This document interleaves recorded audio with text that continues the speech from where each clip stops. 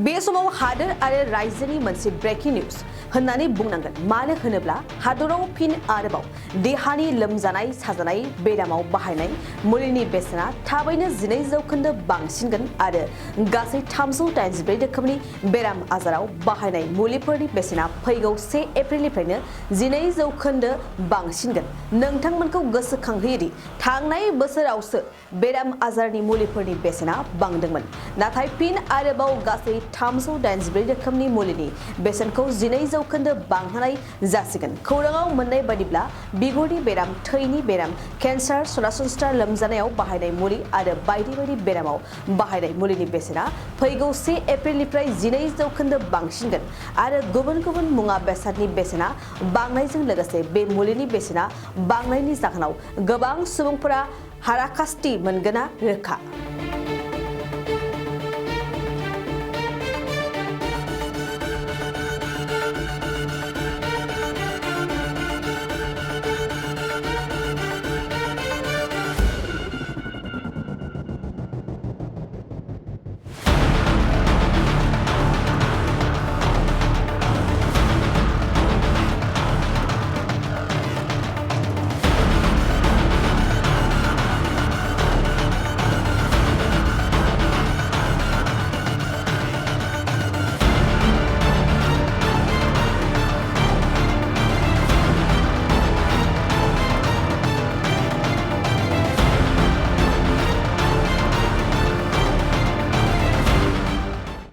दखना जि-जोम गाननो मोजां मोनग्रा बर' हौवा हिन्जावफोरनि थाखाय मोनसे जोबोरैनो गोजोनथाव खौरां।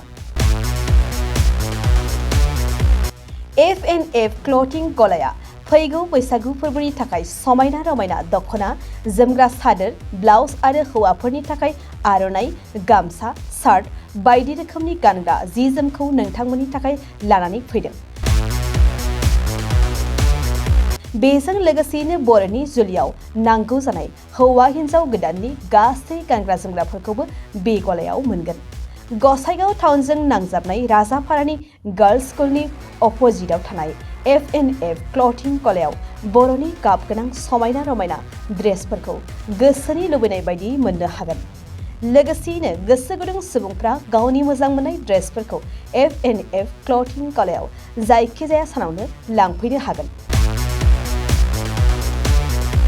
नोंथांमोना F&F क्लथिं गलायाव जि-जोम, आर'नाइ आरो गानग्रा ड्रेसफोरखौ लांफैनोब्ला नैबे मबाइल नम्बर 8472858324 आव थोंजों खौरां लाहरनो हागोन।